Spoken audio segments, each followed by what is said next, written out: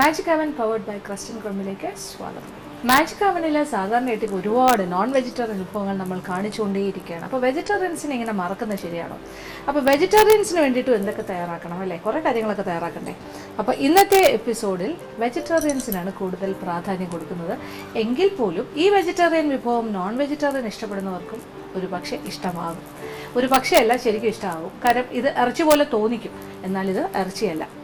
ഇത് soya chunks, അതായത് soybean പേസ്റ്റിൽ നിന്നുണ്ടാക്കുന്ന soya chunks, ചെറിയ ഉരുളകൾ പോലെ ഇരിക്കുന്ന സോയ ചങ്ക്സ് നമുക്ക് പാക്കറ്റിൽ വാങ്ങാൻ കിട്ടും. അതുകൊണ്ട് ഉണ്ടാക്കുന്ന ഉലർത്ത്, സോയ ഉലർത്ത്.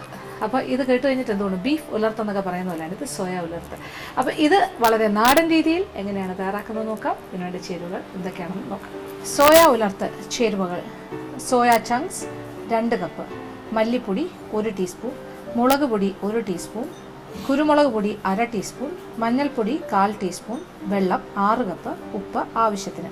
ഇനി വഴറ്റാൻ വേണ്ട ചേരുവകൾ: വെളിച്ചെണ്ണ 4 ടേബിൾ സ്പൂൺ, സവാള 2 ഇടത്തരം ചെറുതായി അരിഞ്ഞത്, പച്ചമുളക് 2 എണ്ണം ചെറുതായി അരിഞ്ഞത്, ഇഞ്ചി അരച്ചത് 1/2 ടീസ്പൂൺ, വെളുത്തുള്ളി അരച്ചത് 2 teaspoon, chilli sauce 1 tablespoon, soya sauce 1/2 tablespoon, tomato sauce 1/2 tablespoon, പിരിയൻ മുളകിൻ്റെ പൊടി 1 ടേബിൾ സ്പൂൺ, മല്ലിപ്പൊടി 2 ടീസ്പൂൺ, മഞ്ഞൾപ്പൊടി 1/4 ടീസ്പൂൺ, ഗരം മസാലപ്പൊടി 1/2 ടീസ്പൂൺ, അണ്ടിപ്പരിപ്പ് 50 ഗ്രാം, തേങ്ങാക്കൊത്ത് 1/4 കപ്പ്, കടുക് 1 ടീസ്പൂൺ, വറ്റൽമുളക് 4 എണ്ണം, കറിവേപ്പില ആവശ്യത്തിന്, ഉപ്പ് ആവശ്യത്തിന്.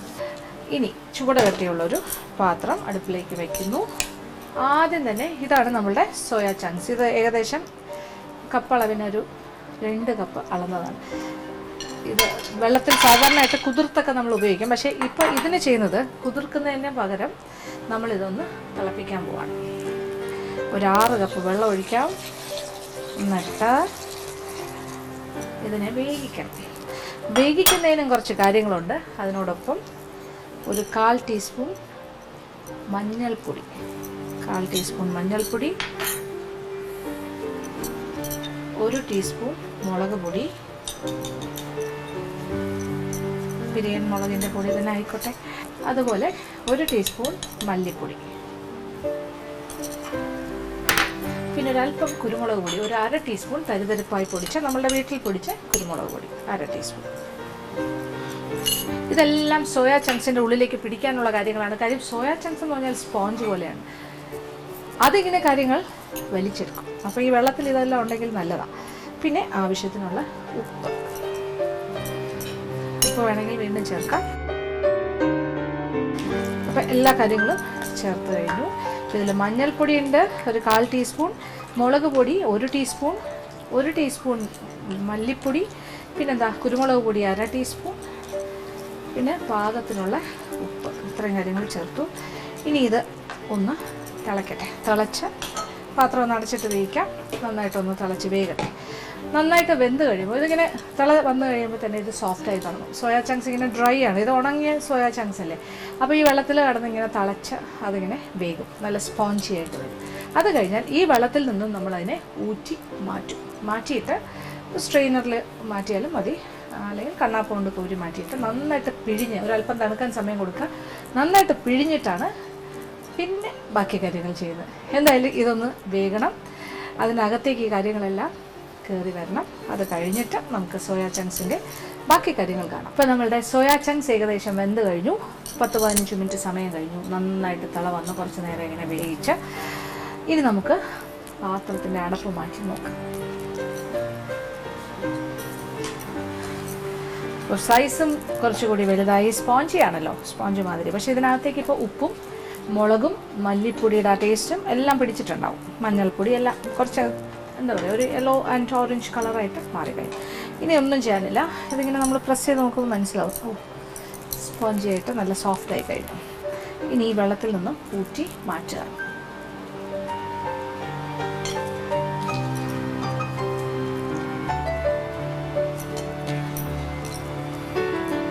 ഈ വെള്ളം നമ്മളിനി എടുക്കുന്നില്ല, ഈ വെള്ളം കളയും, അതിൻ്റെ ആവശ്യമില്ല. കാര്യം സോയാ ചങ്ക്സിന് ആവശ്യമുള്ള കാര്യങ്ങളെല്ലാം അതിൻ്റെ ഉള്ളിലേക്ക് കയറി കഴിഞ്ഞു.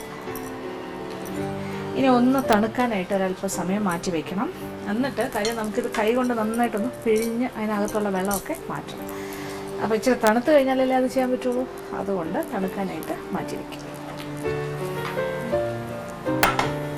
നന്നായിട്ട് തണുത്ത് കഴിഞ്ഞിട്ട് നന്നായിട്ട് പിഴിഞ്ഞ് അതിൻ്റെ വെള്ളമെല്ലാം മാറ്റിയിട്ട് ഓരോ സോയാ ചങ്ക്സിനെയും 4 പീസസ് ആയിട്ട് മുറിക്കുക. 4 or 5 ആയിട്ട്, അതായത് ക്യൂബ്സ് പോലെ മുറിച്ചെടുക്കുക. നമ്മളിപ്പോൾ ബീഫ് ഉലർത്ത് പോലെയല്ലേ ചെയ്യുന്നത്, സോയ ഉലർത്ത്. അപ്പോൾ അതിനനുസരിച്ചിട്ട് അതിൻ്റെ ഷേപ്പ് ക്രമീകരിക്കണം. അങ്ങനെ നമ്മളുടെ സോയാ ചങ്ക്സ് എല്ലാം തന്നെ തണുത്തു. അത് കഴിഞ്ഞ് നന്നായിട്ട് പിഴിഞ്ഞ് അതിൻ്റെ വെള്ളമെല്ലാം കളഞ്ഞിട്ട് ഞാനിങ്ങനെ ചെറിയ ക്യൂബ്സ് ആയിട്ട് മുറിച്ച് കഴിഞ്ഞു. ഇത് കണ്ടു കഴിഞ്ഞാൽ ചെറിയ ബീഫ് പീസസ് പോലെ ഇരിക്കുന്നില്ലേ, അത് തന്നെയാണ് നമ്മുടെ ഉദ്ദേശം. കണ്ടു കഴിഞ്ഞാൽ ഒരു ബീഫ് ഉലർത്ത് പോലെ തോന്നണം അവസാനമാകുമ്പോൾ. അപ്പോൾ നമുക്ക് സോയ ചങ്ക്സ് ഉലർത്തിയെടുക്കാൻ പാകത്തിനുള്ള കുറച്ച് വിസ്താരമുള്ള ചൂട് കെട്ടുള്ളൊരു പാത്രം അടുപ്പിൽ വെച്ച് ചൂടാക്കാം. ഇതിലേക്ക് ആദ്യമേ തന്നെ കുറച്ച് വെളിച്ചെണ്ണ, 4 ടേബിൾ സ്പൂൺ വെളിച്ചെണ്ണ. അപ്പോൾ നമ്മളുടെ എണ്ണ നല്ല ചൂടായി കഴിഞ്ഞാൽ ഉടനെ ആദ്യം തന്നെ പച്ചമുളക്, 2 പച്ചമുളക് ചെറുതായി അരിഞ്ഞത്, അതിനോടൊപ്പം 2 ഇടത്തരം സവാള ചെറുതായി അരിഞ്ഞത്.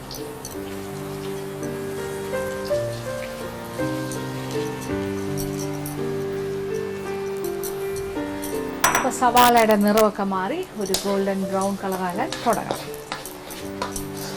അതുവരെ ഇടയ്ക്കിടയ്ക്ക് ഇളക്കി കൊടുക്കുക.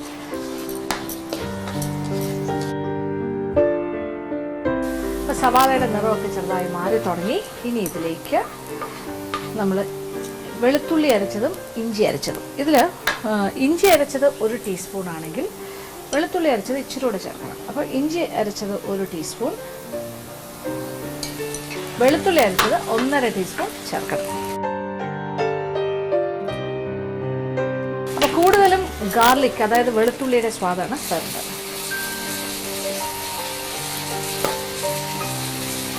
അപ്പോൾ അതിൻ്റെ ഒരു പച്ചച്ചുവ മാറുന്നവരെ വരും.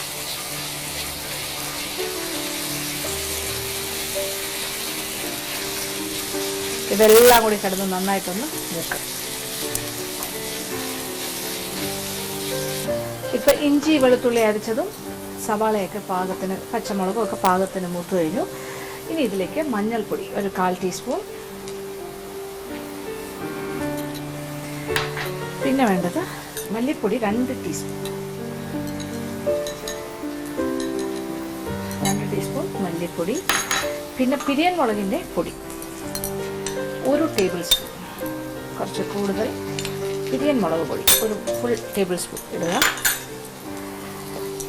അതും ഇതിനോടൊപ്പം വഴറ്റുക. അപ്പോൾ ഒരു പച്ചച്ചുവ മാറുന്നവരെ. ഇതെല്ലാം പെട്ടെന്ന് തന്നെ നടക്കുന്ന കാര്യമാണ്. സവാള മൂത്ത് കഴിഞ്ഞാൽ പിന്നെ എല്ലാം ഫാസ്റ്റാണ്. ഇനി ഒരു 1/2 ടീസ്പൂൺ ഗരം മസാലപ്പൊടിയും കൂടി ചേർക്കാം.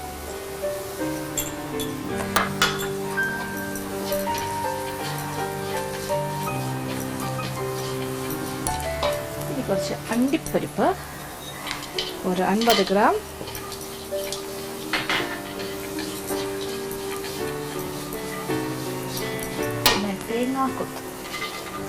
തേങ്ങ ചെറുതായിട്ട് അരിഞ്ഞത്, അത് ഇഷ്ടംപോലെ ചെയ്യാം. 1/4 കപ്പ് മുതൽ 1/2 കപ്പോ എത്ര വേണമെങ്കിലും ഇടാം. ഇടയ്ക്കിടയ്ക്ക് ഇങ്ങനെ കടിക്കാൻ കിട്ടുന്ന ഒരു സാധനമാണ്. ബീഫ് ഉലർത്തിലും ഉണ്ടാകാറില്ലേ തേങ്ങ. ഇനി നമ്മൾ കുറച്ച് soya sauce 1.5 table spoon soya sauce, 1 table spoon, തീ ഒരൽപ്പം കുറയ്ക്കാം, 1 ടേബിൾ സ്പൂൺ ചില്ലി സോസ്,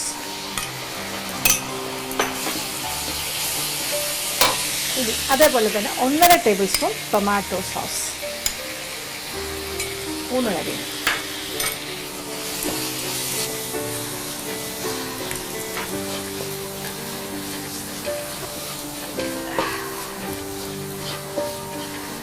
അപ്പോൾ സോസുകളെല്ലാം ഒഴിച്ച് അതിൻ്റെ ഒരു പച്ച ചുവയൊക്കെ മാറി ഇനി തീ അല്പം കൂട്ടി കൊടുക്കാം. ഇനി ഒരല്പം വെള്ളം.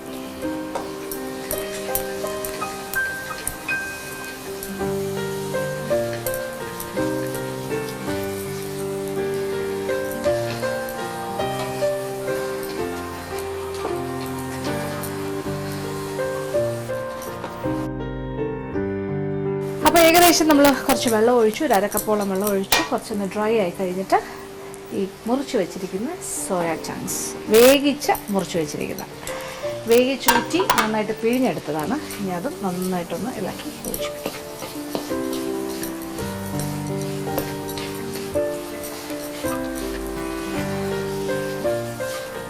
ഇനി ഇത് നന്നായിട്ട് മൂപ്പിച്ച് മറിച്ചിട്ട് കൊടുക്കുക. ഇടയ്ക്കിടയ്ക്ക് ഇങ്ങനെ തിരിച്ച് മറിച്ച് വിട്ടിട്ട് നല്ല എന്താ പറയുക ഒരു ഡ്രൈ ഫ്രൈ ആക്കി എടുക്കണം. ഇനി അതിന് മുന്നേ ഒരു കാര്യം കൂടെ നമുക്ക് ചെയ്യാം. മറ്റൊരു അടുപ്പിൽ ഇച്ചിരി എണ്ണ ചൂടാക്കി കടുക്, പച്ചമുളക്, കറിവേപ്പിലെല്ലാം താളിച്ച് ഇതിനകത്തേക്ക് ഒഴിച്ചിട്ട് വീണ്ടും ഇളക്കി ഫ്രൈ ചെയ്യാം. അപ്പോൾ ഇപ്പോൾ ഇച്ചിരി എണ്ണയുടെ കുറവുണ്ട്. ഇനി അങ്ങനെ നമ്മൾ താളിച്ചിട്ട് കഴിയുമ്പോൾ ആ എണ്ണയിലാണ് കിടന്നത് ഇങ്ങനെ ഫ്രൈ ആകുന്നത്.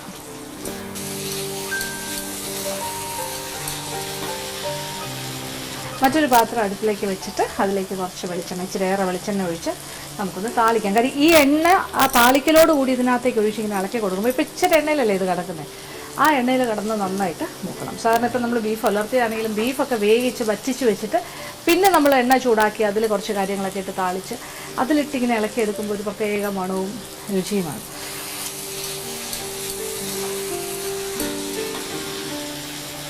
എണ്ണ ചൂടായി ഇനി ഇതിലേക്ക് 1 ടീസ്പൂൺ കടുക്,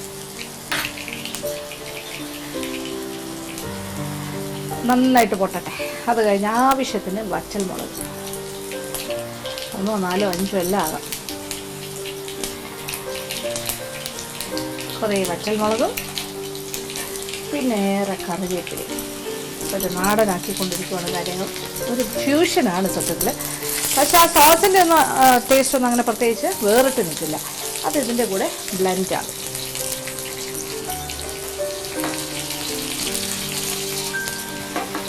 ഈ താളിച്ചത് നമ്മളിതിൻ്റെ മുകളിലേക്ക് ഒഴിക്കും.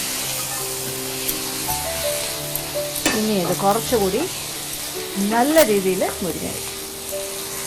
കുറച്ച് സമയം അടുപ്പിലിങ്ങനെ കിടക്കട്ടെ. ചെറിയ തീയിൽ ഇടയ്ക്കിടയ്ക്ക് തിരിച്ചും മറിച്ചും ഇട്ട് കൊടുക്കുക, ഇളക്കി. അത് കഴിഞ്ഞാൽ നമ്മൾ വിളമ്പുന്ന പാത്രത്തിലേക്ക് മാറ്റാം. അപ്പോൾ ഞാനിത് ഇടയ്ക്കിടയ്ക്ക് ഇളക്കി കൊടുത്തുകൊണ്ടേയിരിക്കും.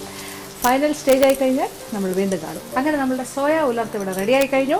ഞാൻ ഇടയ്ക്കിടയ്ക്ക് ഇങ്ങനെ ഇളക്കി തിരിച്ചും മറിച്ചും ഒക്കെ ഇട്ട് കൊടുക്കുന്നുണ്ടായിരുന്നു, കണ്ടല്ലോ. അപ്പോൾ എല്ലാം കൂടി ചേർന്ന് നല്ലൊരു ഉലർത്തിൻ്റെ മണമാണ് വരുന്നത്. അപ്പോൾ ഇത് ബീഫല്ല, ഇത് പ്യുവർ വെജിറ്റേറിയൻ സോയ ചങ്ക്സ് കൊണ്ടുണ്ടാക്കിയ സോയ ഉലർത്ത്. പിന്നെ വേറെ ഒന്നും ചെയ്യില്ല, തീ ഓഫ് ചെയ്യാം, വിളമ്പുന്ന പാത്രത്തിൽ മാറ്റാം.